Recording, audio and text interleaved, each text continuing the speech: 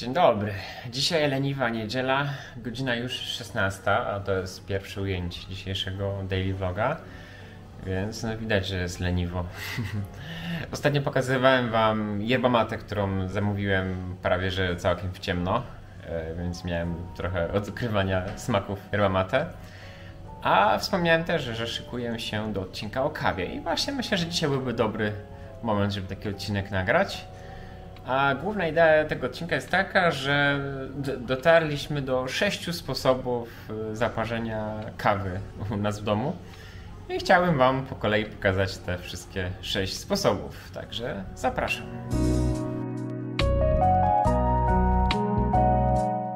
Pierwszy sposób to jest ekspres, w sumie nie wiem, kolbowy chyba na to się mówi. Jest tutaj taka kolba i do tej kolby mamy dwa zbiorniczki, jeden większy, drugi mniejszy. To jest chyba połowa mniej więcej tego. Je napełniamy kawą. Tutaj ugniatamy taką łyżką. Jak już jest ładnie ugniecione, no to wtedy wkładamy do tego.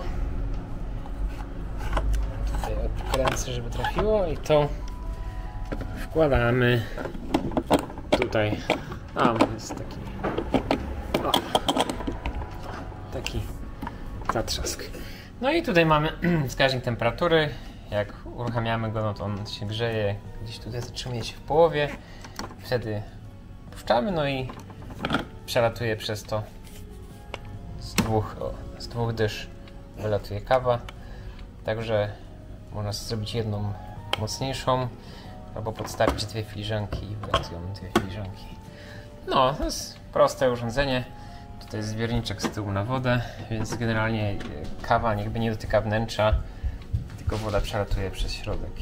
Najczęściej z tego korzystamy i bierzemy właśnie duży zbiorniczek na dwie filiżanki. Jak samemu ktoś, no to na ogół bierze ten połówkowy taki.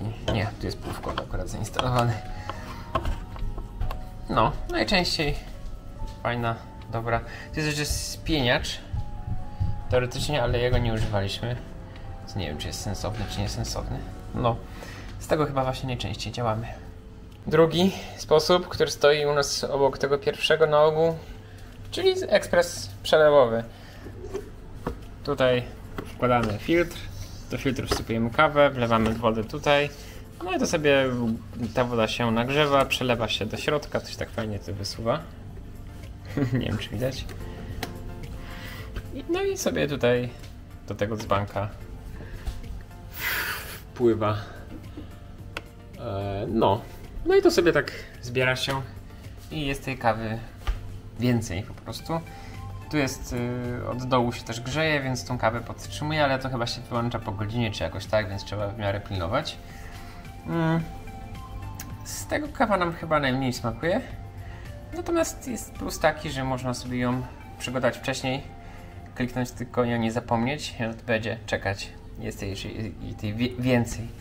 Więc jak jest jakiś taki moment w ciągu dnia, że się nie ma czasu robić kawy, a chce się mieć jej dużo, no to wybieramy tą opcję. Czyli druga opcja, ekspres przelewowy. Opcja numer 3, najnowsza opcja w naszym domu, czyli Chemex, czyli podejście chemików do robienia kawy. Jest takie naczynie o takim charakterystycznym kształcie z szkła chemicznego, które nie nadaje, nie modyfikuje w żaden sposób smaku. To jest taki drewniany uchwyt, żeby się można było to przenosić. Do tego wkłada się specjalny filtr, zasypuje odpowiednią ilością kawy, na ogół się tą odmierza tam ileś gram. Zalewa się konkretną ilością wody, też się odmierza na ilość kawy. No i przez ten filtr sobie tutaj skapuje w dół. Chyba najwolniejsza opcja. Natomiast faktycznie coś tutaj jest na rzeczy, bo szczególnie chyba w tych filtrach, bo kawa smakuje znów inaczej. Tą samą kawę robioną tymi 3 sposobami i ten sposób też daje inny smak. To jest najnowszy nasz nabytek, więc tutaj raczej nie za dużo jeszcze działaliśmy i robimy tutaj sobie jak mamy więcej czasu, czyli jak możemy poświęcić na dolewanie wody tutaj, bo przez ten chwilę dość wolno ta woda się przesiąka, więc tutaj najdłużej nam się kawa robi. Ale smakuje obiecująco, więc zdaje się, że będziemy też z tego często pić. Sposób numer 4, czyli kawiarka. Kawiarka składa się z 3 elementów. Tu jest podstawa, tutaj wlewamy wodę. Jest metalowa, kładziemy ją na kuchence, może być indukcyjna, może być gazowa. I ta woda się tam w środku grzeje. Tutaj wsypujemy kawę. To umieszczamy w tej wodzie. Na samej górze mamy taki dzbanek. To jest sitko.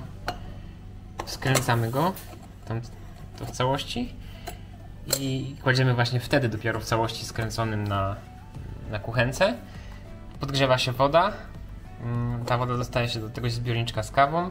Przepływa przez zbiorniczek z kawą. Jak się bardziej jeszcze nagrzeje, to wtedy tutaj tą rurką wylatuje do góry i się zbiera.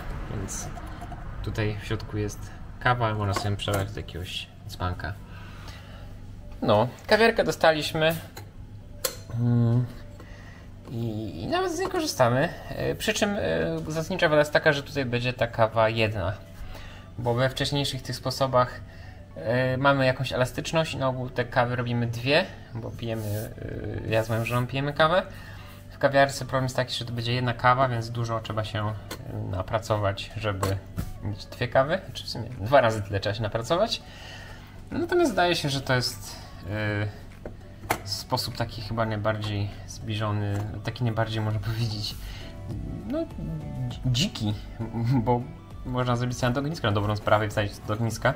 Co prawda nie wiem, jak ta rączka w ognisku by wytrzymała, natomiast podejrzewam, że są takie kawiarki, które mógłby nawet w ognisku wytrzymać, więc zalewa się to wodą, zasypuje tam się kawę i wkłada się do ogniska i się później wyciąga i się ma kawę po prostu.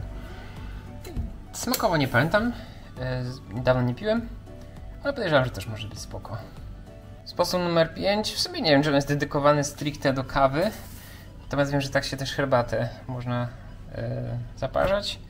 Generalnie wlewamy tu wodę, wsypujemy kawę, herbatę, no i później dociskamy i wtedy te wszystkie fusy kawowe i liście herbaciane zostają na dnie. Przez siteczko się przesącza woda z kawą, z herbatą. No i mamy cały zbiorniczek odfiltrowanej mniej więcej kawy. Oczywiście ta wersja nasza jest jakaś mała, ale korzystamy też, jak mamy okazję, z większej, chyba u teściów naszych jest większy taki zaparzacz. No i też no ma się kawę. To znów smakuje inaczej, z każdej tej wersji smakuje trochę inaczej. No i ta końcówka faktycznie ma trochę, może mieć trochę fusów, bo tutaj już się przy krawędzi trochę mogą przeciskać fusy, więc końcówka może być trochę fusiasta. Natomiast jak się leje spokojnie z góry, nie kręci się tym, nie miesza, nie jeździ w górę w dół, to z góry jest spoko. No, także to jest rozwiązanie numer już 5. I rozwiązanie numer 6 to chyba najbardziej znane wszystkim. Kubek, do którego wsypujemy kawę, zalewamy wrzątkiem, mieszamy i mamy gotowe rozwiązanie. To chyba jest preferowana metoda moich rodziców mojego pokolenia i dziadków z mojego pokolenia, więc też jest to sposób na picie kawy i też smakuje inaczej. No. Tutaj jest ciekawie. Też tak czasami piję. Chociaż od kiedy tutaj mieszkamy, to już raczej nie, jak mamy właśnie te wcześniejsze opcje do wyboru, to raczej tak nie popijam. No i jak trzeba, to trzeba. Można. Dobra, to tutaj jest wszystkie 6 sposobów. 1, 2, 3, 4, 5, 6. No. Także ostatnio właśnie zastanawiałem się, czy u mnie najważniejsza w życiu jest yerba mate, czy zielona herbata, czy kawa. I ku mojemu zaskoczeniu wyszło właśnie, patrząc po ilości akcesoriów, że to chyba będzie na kawa. A obstawiałem, że to będzie yerba mate albo zielona herbata. No i z tego co tam gadałem z Magdaleną, to jeszcze na oku gdzieś tam sobie zerka czasami na automaty ciśnieniowe, znaczy ekspresy ciśnieniowe do kawy, że tam chyba jeszcze jeden sposób parzenia kawy można wykorzystać. Można jakby nie wykorzystać, tylko po prostu mieć jeszcze jeden sposób. I też znowu kawa powinna smakować trochę inaczej i no być po prostu trochę inna. No, natomiast chyba kapsułkowe nas nie przekonały, bo raczej my lubimy mieć po prostu kawę ziarnistą, później ją mielić i czuć te aromaty, a kapsułkowe wynalazki raczej nas nie przekonały do tego. Dobra, w każdym razie to będzie na dzisiaj na tyle i zachęcam, żebyście sobie sprawdzili faktycznie, czy taka sama kawa smakuje inaczej w różnych sposobach parzenia, czy to jest tylko jakaś fantazja i ściema ludzi, którzy piją kawę i uważałem, że to smakuje inaczej, naprawdę smakuje tak samo. W każdym razie, dzięki, do zobaczenia, hej.